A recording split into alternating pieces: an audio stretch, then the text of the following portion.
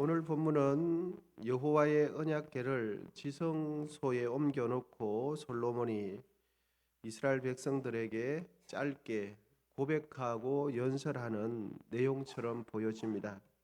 연설하는 내용으로는 다윗의 언약에 근거한 축복의 내용이 선포되고 있습니다.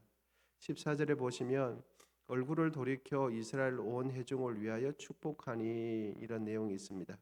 그때에 이스라엘 온 회중이 서 있더라. 이렇게 기록해 주고 있죠.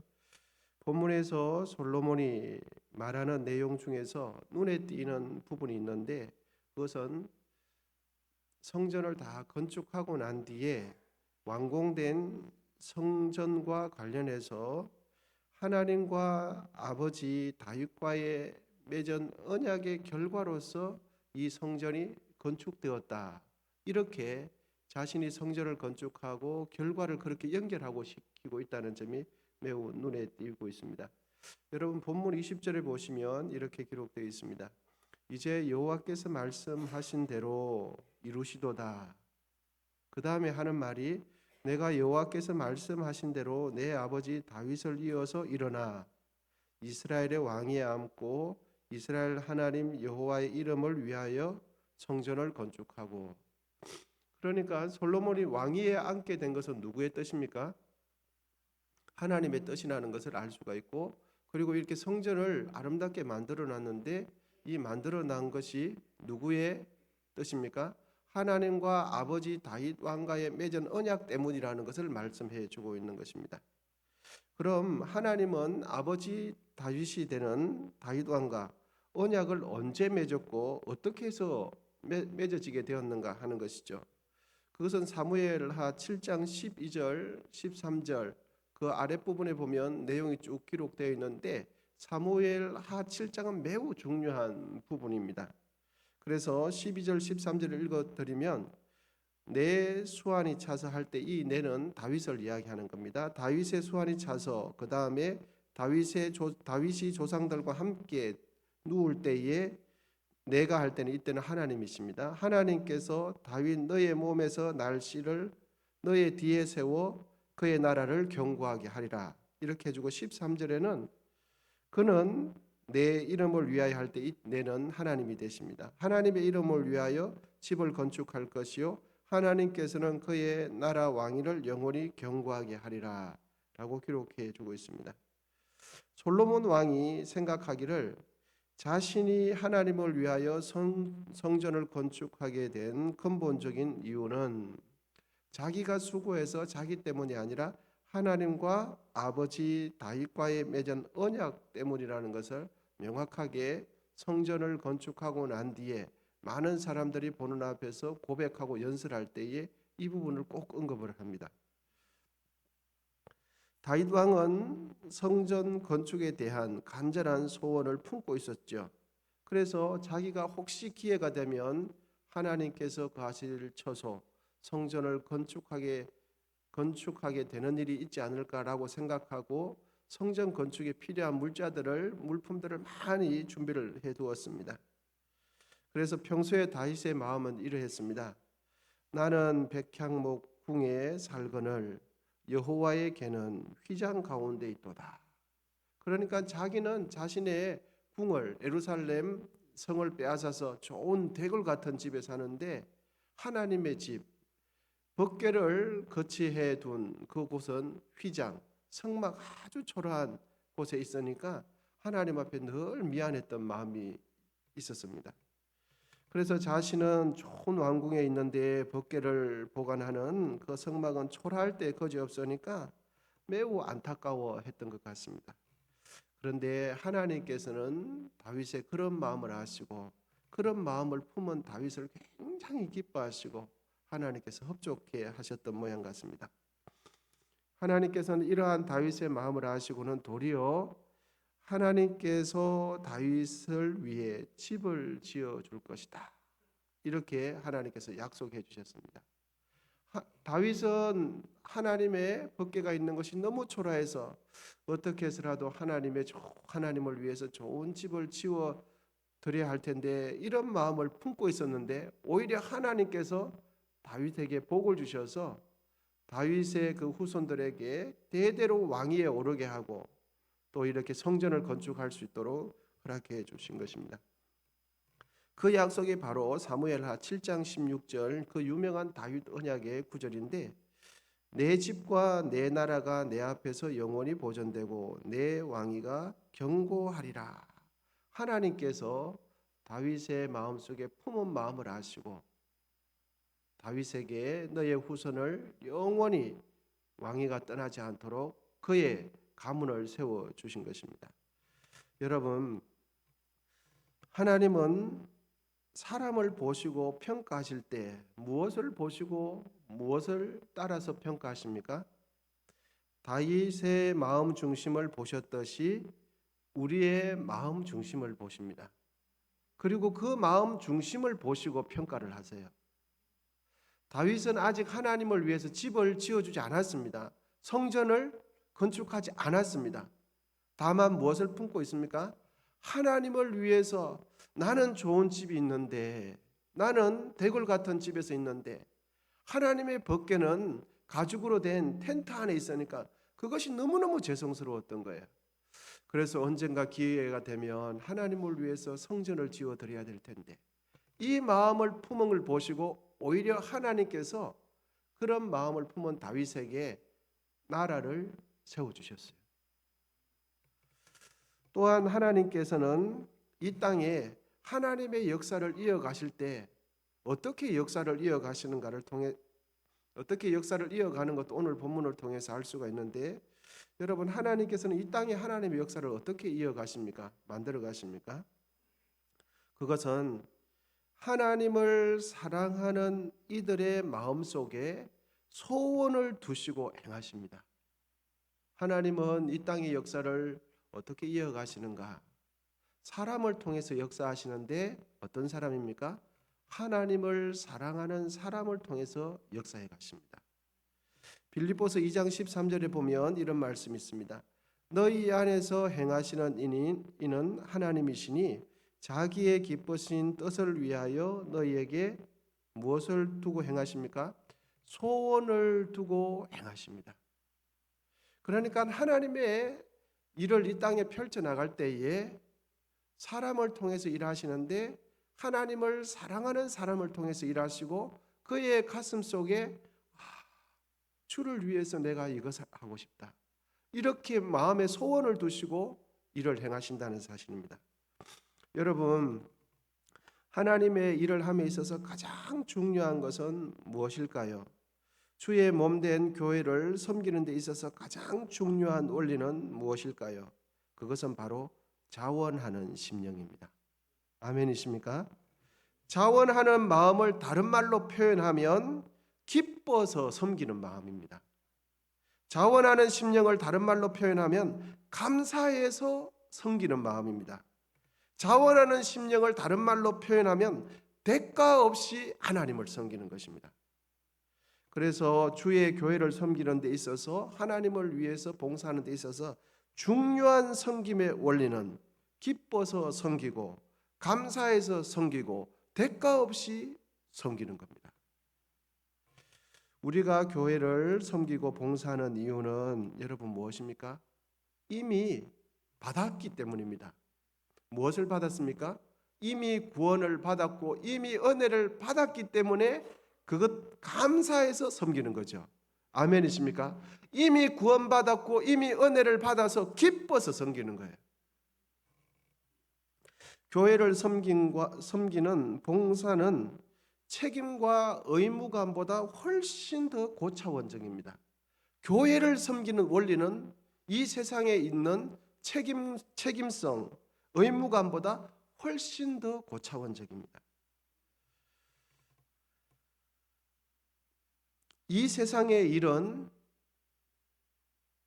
먼저 수고하고 그 다음에 대가를 나중에 받죠. 그래서 월급도 어떻게 받습니까? 먼저 일하고 일한 대가로 나중에 받습니다. 그리고 대부분 품삯도 언제 받습니까? 아침에 일찍 나가서 일하고 퇴근할 때 받죠.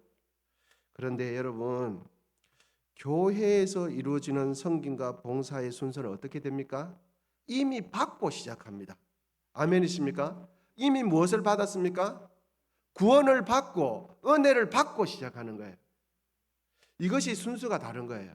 세상에서는 내가 노력하고 내가 수고하고 내가 헌신한 대가로 받는 거예요.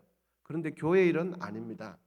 내가 수고하고 노력해서 받는 것이 아니라 이미 받았기 때문에 감사하기 때문에 하는 거예요.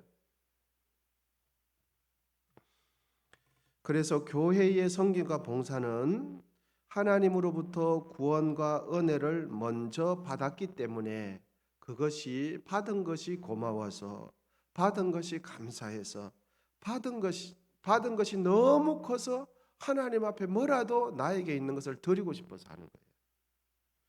그런 측면에서 교회에서 이루어지는 섬김과 봉사는 의무감 책임보다 더 앞서는 것입니다. 무엇이요? 나에게 주어진 은혜가 더 큰 거예요. 나에게 주어진 구원이 더 크기 때문에 자원해서 섬기게 되는 것이죠. 여러분, 오늘 전해지는 말씀을 첫 번째는 이것이고요. 두 번째는 여러분, 다윗이 하나님으로부터 영원한 왕조에 대한 언약을 받을 수 있었던 것은 무엇입니까? 그가 이스라엘의 하나님 여호와의 이름을 위하여 성전을 건축할 마음을 그가 가지고 있었기 때문입니다. 자신이 직접 건축하지는 못했지만 아들 솔로몬에 의해서 성전 건축이 시작되고 완성되었죠.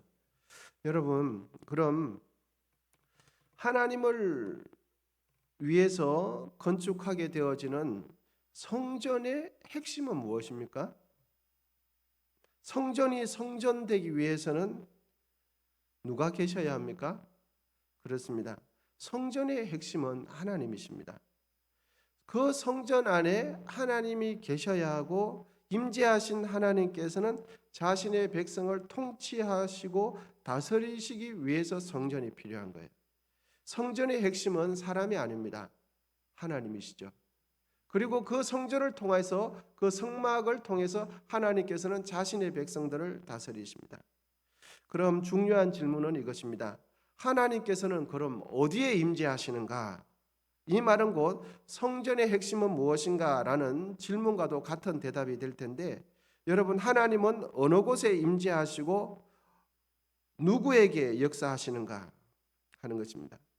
그것은 바로 자신의 마음 중심을 하나님의 약속의 말씀대로 순종하는 사람에게 하나님은 역사하시고 임하십니다. 하나님의 약속의 말씀에 순종하는 공동체에 하나님께서는 역사하십니다. 여러분, 성전의 핵심은 하나님이라고 말씀을 드렸죠. 그럼 하나님은 어디에 누구에게 임재하시는가 하는 것이죠. 그것은 마음을 다해서 약속하신 하나님의 말씀에 순종하고자 하는 자에게 임하시고 역사하십니다.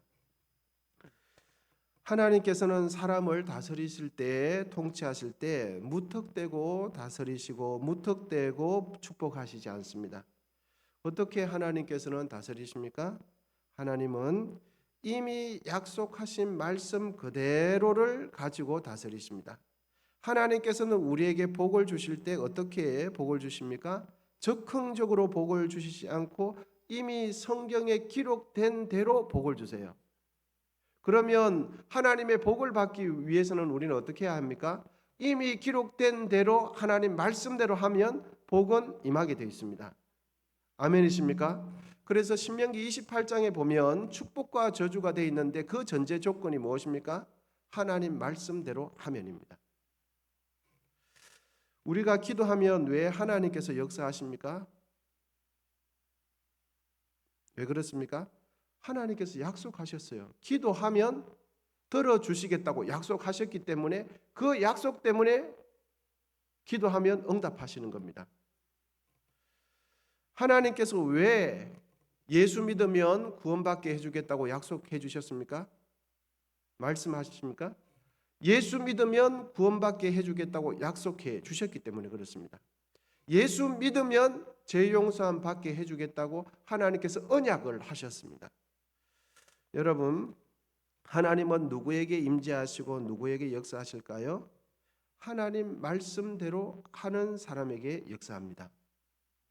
그래서 하나님의 통치의 핵심, 하나님께서 임재하는 핵심은 언약입니다. 진실로 하나님의 약속인 성경대로 믿고 실천하는 자에게 역사하게 됩니다. 여러분, 우리 신앙의 핵심은 무엇입니까? 열심히 하는 것이 신앙의 핵심이 아니라 하나님 말씀대로 하는 것이 우리 신앙의 핵심입니다. 교회에서 봉사하는 것이 우리의 신앙의 핵심이 아닙니다. 우리의 신앙의 핵심은 성경에 기록되어 있는 대로 살아가는 것이 우리의 신앙의 핵심입니다. 그러면 여러분, 성경에 기록되어 있다라는 것은 무엇입니까? 하나님의 약속이지요. 그래서 하나님은 누구에게 역사하시고 누구에게 복을 주시고 누구의 삶을 인도하는가? 언약에 기록되어 있는 이 말씀대로 진심을 담아서 이 말씀대로 하는 자에게 하나님께서 이끌어 가십니다. 우리는 신앙의 핵심을 열심히 하는 것, 전도하는 것, 교회 봉사하는 것, 교회의 프로그램에 열심히 참석하는 것이 신앙의 핵심이라고 생각하는데 그렇지 않습니다. 신앙의 핵심은 하나님 말씀대로 사는 겁니다. 여러분, 우리는 말씀대로 믿고 말씀대로 행하게 되시기를 기원드립니다. 말씀대로 하면 성경에 기록된 말씀대로 하나님께서 일하십니다. 하나님께서 왜 믿는 자에게 세상 끝날까지 함께 하십니까? 성경에 기록되어 있습니까? 하나님께서 말씀하셨습니다. 믿는 자에게 세상 끝날까지 함께 하시겠다고 약속해 주셨기 때문입니다. 그러므로 우리는 성경 말씀대로 믿고 성경 말씀대로 살아가시기를 축복합니다. 그런 한 날 되시기를 기원드리고 함께 기도하겠습니다. 하나님 아버지 감사합니다. 오늘도 주께서 은혜 베풀어 주시고 역사해 주셔서 하나님 뜻대로 살아가는 우리 모두 되게 해 주시옵소서. 예수님의 이름으로 기도하옵나이다. 아멘. 잠시 교회 소식 전해드리겠습니다. 아시는 대로 2-3구역 고배석희 은퇴 집사님, 김월선 은퇴 권사님 부군 되시는 분께서 별세하셨습니다. 위로 예배와 입관 예배는 어제 다녀왔습니다. 오늘 장례 예배가